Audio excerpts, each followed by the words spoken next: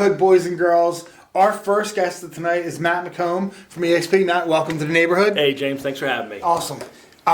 We try to do things a little differently here. We talked beforehand. We go a little bit into the personal stuff. I use the same horrible joke every time. No one goes to second grade and says, when I grow up, I want to be a realtor. So there's always an interesting story that led you to where you're at now. So talk a little bit about Matt, pre-realtor, grade school, high school. What was your path that you traveled to get you here to this today? Yeah, sure. I'd love to talk about that. I always love talking about myself, so thanks. So I grew up in Washington Township in Whitman Square. I'm sure everyone's familiar with Whitman Square.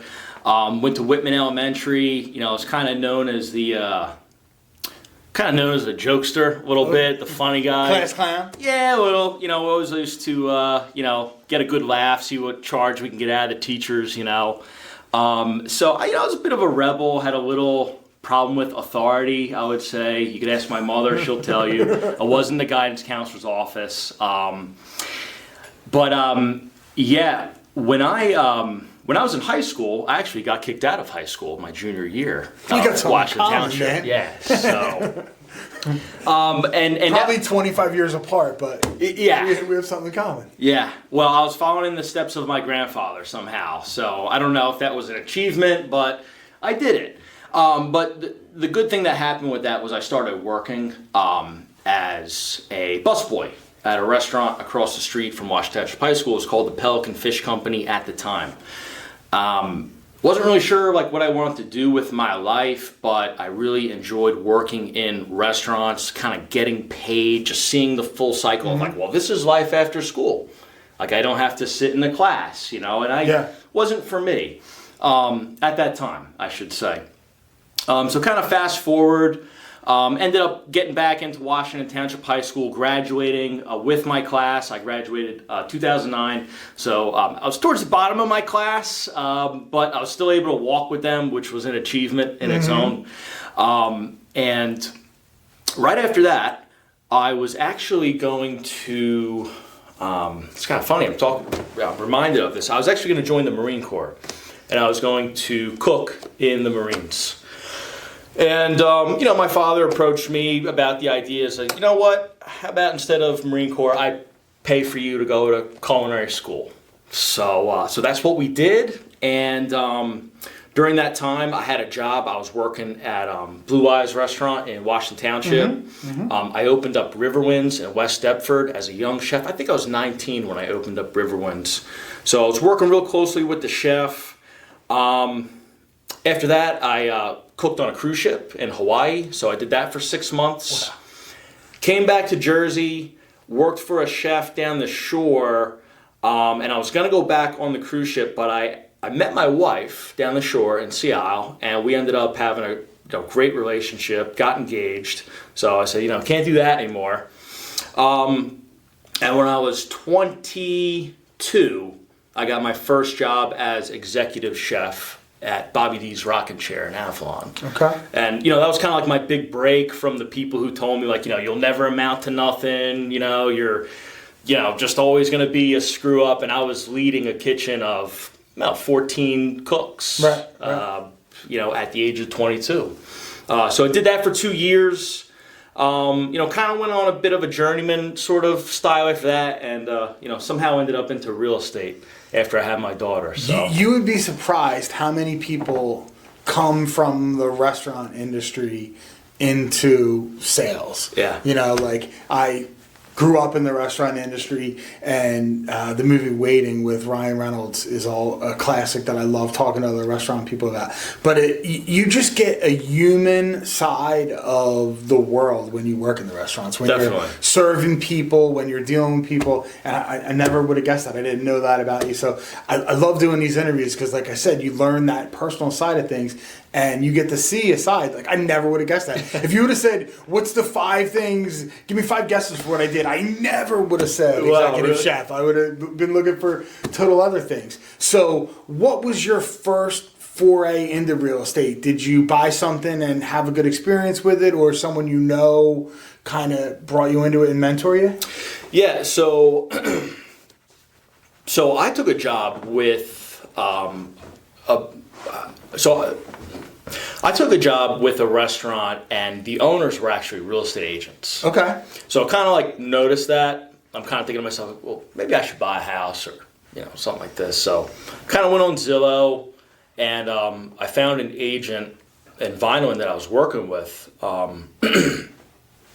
And when I went back to my job and I said, I'm looking for houses, this is my realtor, da-da-da-da, they caught wind of it, and they didn't like the idea that I was buying a house with someone outside of their wheelhouse. So I was kind of like, whoa, right? And they're all like, you should use us because this and that realtor already did this wrong. And it was really like, kind of like, okay, like, I kind of felt like I was being sort of, pulled apart. Mm-hmm. And, truth of the matter is I did want to use my realtor that I had picked out. Mm-hmm. But long and short of it, I was buying my first house and just had a bad experience with a realtor who, when it came down to the home inspection, and I said, I want all these issues addressed, she did not want to address one thing. She was scared to go talk to the seller. So I told her either, tell them this is what I want or I'm not buying the house. Yeah. And I kind of had to, yell at her because I knew like she wasn't really working in my best interests. Yeah. And, my wife was in the car with me. She's like, what's wrong with her? I said, I'll tell you what, she just wants to sell a house. Yeah. Yeah. And she's kind of like desperate, and it's just like now I'm starting to feel it. So I kind of almost made a vow right there that feeling, that empathy I had was something that I wanted to stick with me, that I didn't want other people to experience. So nice. Yeah. That was your first thing. Now, did you say, I hung up the phone and wanted to be a realtor, or did it take a little bit of time? What was the exit from the restaurant industry into real estate? Yeah, it was always an idea. I wanted to get out of the kitchen. I took a job with a marketing company, and we were going door to door of car dealerships, general managers, car dealerships. We were selling direct mail campaigns, which is really tough. Kind of right in line with restaurant, sous chef, executive chef. There's some right, exactly. So I was completely out of my element, and it was a complete failure. But it was my first job as an independent contractor. Put a suit on every day, made my calls every day. So I was doing the do, but I wasn't getting the result from what I did. So, I kind of thought about, like, what's like a great business that I could be in where I don't have to go out of state. I could just stay right in my backyard. I could continue to serve people in a way that really need help. And real estate kind of just seemed like the right thing to do. So the day I left, I never quit something without starting something new, like right away. So the day I made that call to quit that job, that day I signed up, got my credit card. I had no money. Right. I put it on my credit card. I got my real estate license, and it was done. Nice. Yeah. And you're currently with EXP. Yes. Everyone kind of has an allegiance to different things. People at Keller Williams think Keller Williams is the greatest. What drew you to EXP, and what was that decision like to go there? Because it seems like the word culture is like a buzzword, but it seems like there's a certain culture of people that are really attracted to the EXP brand and model. So what was it about that drove you there? Well, I would say it this way. Once you really see EXP, there's nothing else like it. You can't just like go and unlearn what you just were told. It's like, wow, if you really understand it and you look at, the trajectory that real estate agents are on, you have to kind of ask yourself, like, what path do you want to go down? So EXP in itself, I think that the true value, yes, it is a real estate company, just like any other one. Sure. We buy and sell houses, but it's a networking company. And, there's a saying, it's not about what you know, it's about who you know. And there really is a power to your network. And I think that I never really understood the power of, networking locally, throughout the state, throughout the region, the country, and even throughout the world. There's so many different levels of connection. So that's why I'm at EXP. It is for the network, and is that if you want to know how to do something, there is somebody in the company of 90,000 agents who's prepared to help you. They're also really crazy with their technology. I have a friend of mine who's there, and he was like, "Oh yeah, I have this virtual meetup place where I can walk into with an avatar, and I enter a conference room, and I can ask people questions, and it's a virtual." And I'm like, "Dude, that doesn't sound like," you know, I joke about Berkshire Hathaway, but like they're the Warren Buffett old school, you know, stuffy shirt real estate agent, and EXP's like the, hey, I'm the modern AI intelligence kind of thing. Do you use a lot of the technology, or is it a process to try to figure out how to incorporate that into your? Yeah, so when you join a company like EXP and they tell you, you know, hey, we're a cloud-based company and we're paperless. So right then and there, you know, if you're coming from a brick and mortar brokerage who's using the printer for everything all the time, you have to ask yourself, hey, is this the sort of place that I want to be? So coming from a company like that, I would use the analogy, you know, or really to think of like, you know, let's think of like a surge protector. And there's a bunch of stuff that's plugged in there. Now, some companies, you can't just unplug something and plug something new in. They're just not positioned because the whole philosophy of the company is, hey, brick and mortar, hey, we're going to print out paper and I'm going to walk to your house and we're going to sign this in person. It's like, great.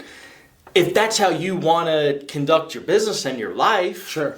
And so, you know, it's kind of the new way of doing things and sort of not afraid of the new. Right? Like we were talking before that, you know, who moves my cheese? You know, the cheese is always moving around. And I asked myself, what company is best positioned and frankly the most innovative to not only ride the wave, but to really see what's coming? Yeah. And there is something coming. Sure. It's crazy because like I've been doing it for 20 years. And it's always very age specific. You know, we had an office in Fishtown, and Fishtown is notoriously millennial. And there were clients who said, you know, I don't ever want to meet you in person. You know what I mean? Like, I want to do everything virtually. I don't even want to go to the settlement. Right. I'd like to do everything here. And then I have other clients that are like, no, I need you to come and sit down with me and word for word, explain it, print it out, highlight it with yellow marker, and go through the step-by-step part of it. And it's definitely age-related, but you have to kind of be able to do it all, or else you're going to exclude some people. So how do you overcome that with someone who might be 50 who wants to do old school technology?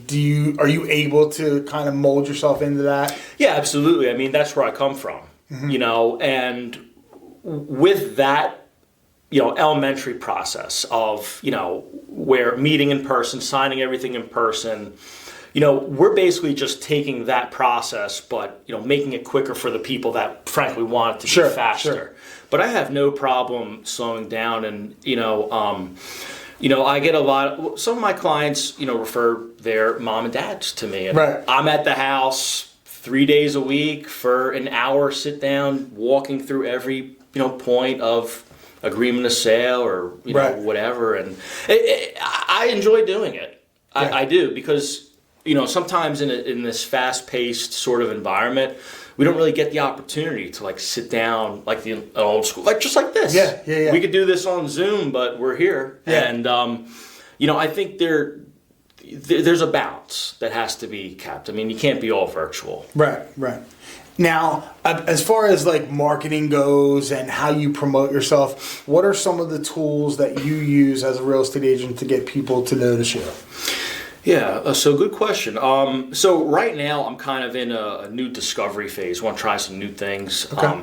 I think COVID was, you know, almost like its own sort of strategy, like how to buy and sell a house or find clients during COVID. I mean, I felt like I was drinking through a fire hose during COVID. Like it was almost too many calls, like I couldn't get to everybody at once. Sure.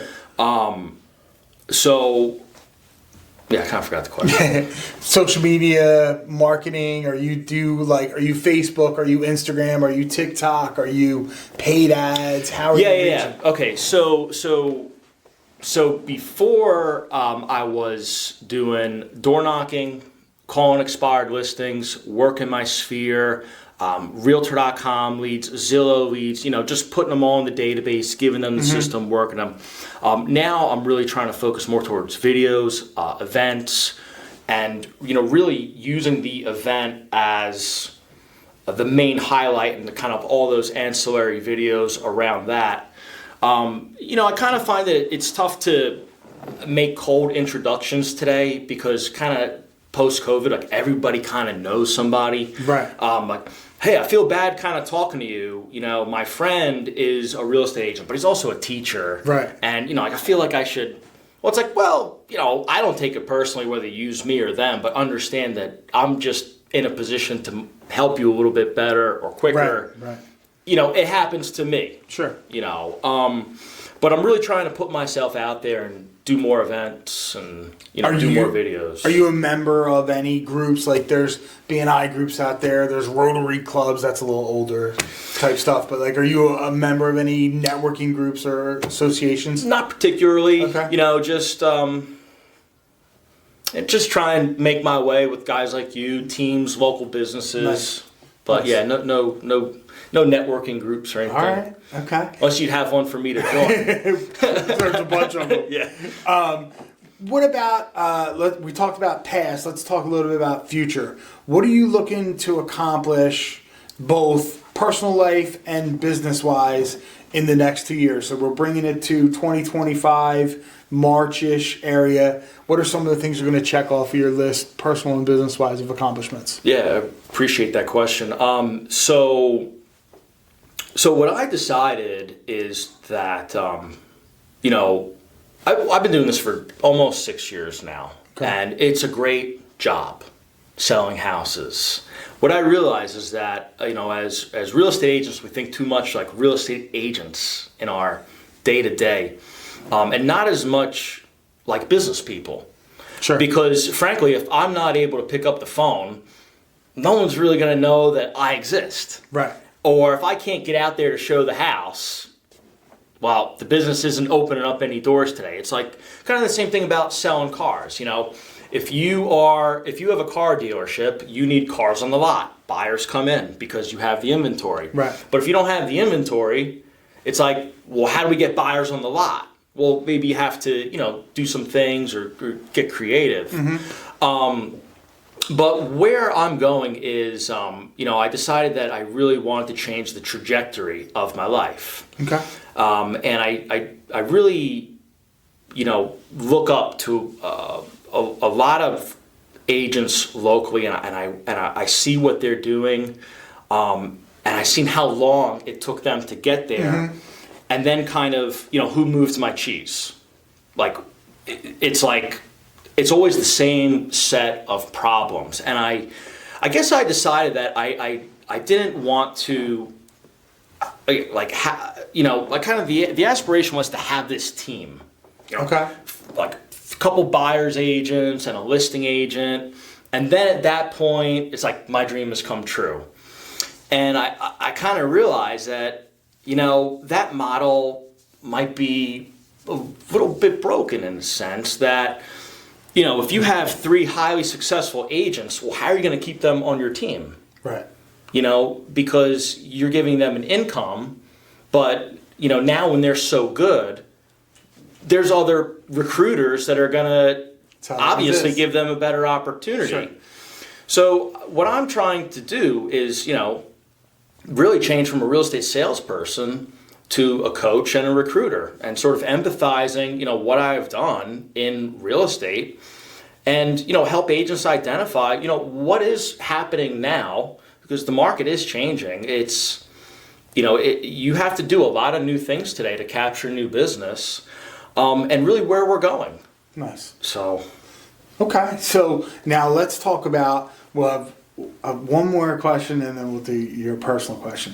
What would be the one piece of advice that you would give to someone who said, I'm really thinking about getting into real estate right now? What would you advise them? So if someone was really thinking about getting into real estate right now, I would ask them why, what you want to get out of it. I would say it's not a get rich quick scheme. Especially not now. Neither is recruiting. Yeah. I think that's like everyone is like afraid of that word. Oh, you're just trying to recruit me. Well, no, not really. I mean, unless you want to change the trajectory of your life, sure. Like that's who I want to hang out with. People that, are on path A and like, hey, I want to go this way now. So that's kind of the thing is that, ask yourself why do I want to do this? Do I just want to, make a couple extra bucks? Because let's face it, how many different ways can you make money in real estate? Like you could go out and, capture buyer leads and refer them out at 35%, never open a door. Yeah, for sure. I could do that in Nebraska. It's so, but I would say to anyone who's seriously considering about, taking on a career in real estate, ask yourself why, ask yourself, who do you want to become in 5 years? And what will you have at the end of a decade?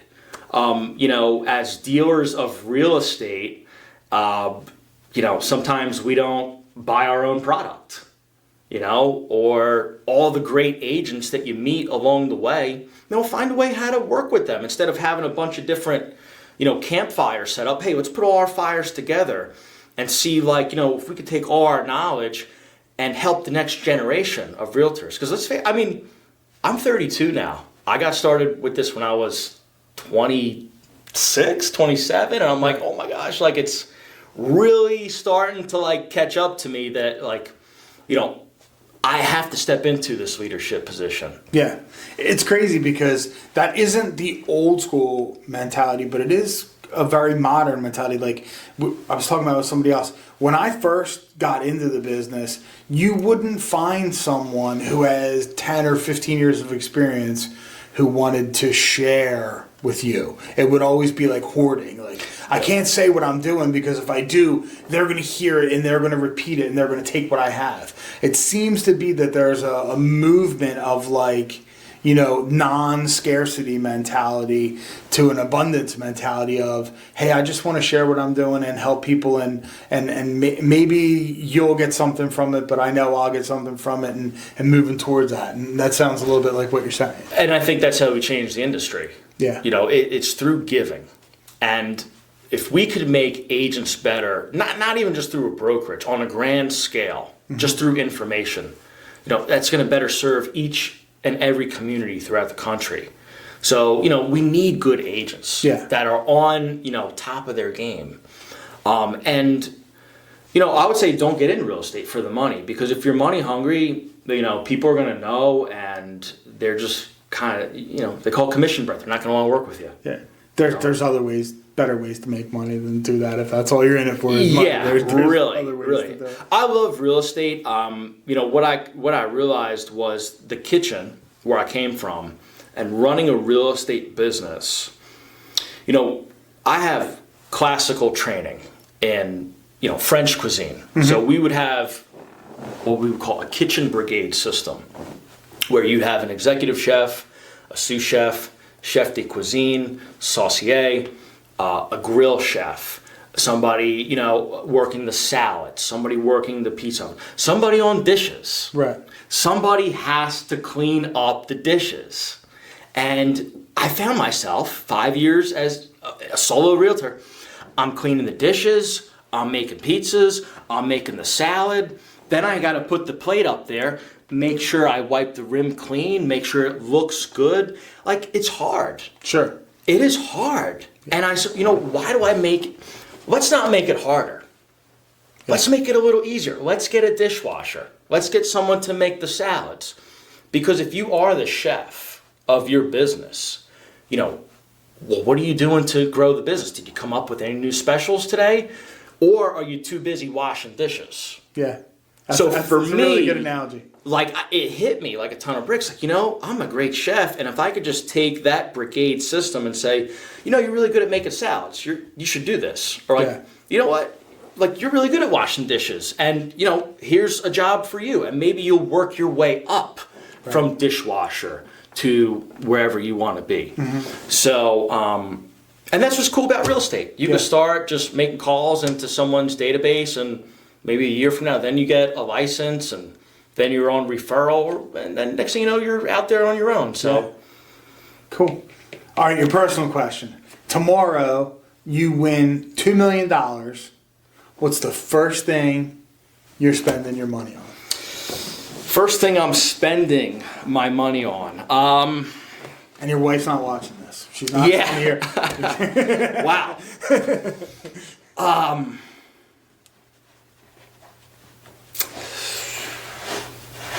That's a great question. That's a really great question. Can I be like real honest with you? Yeah, absolutely.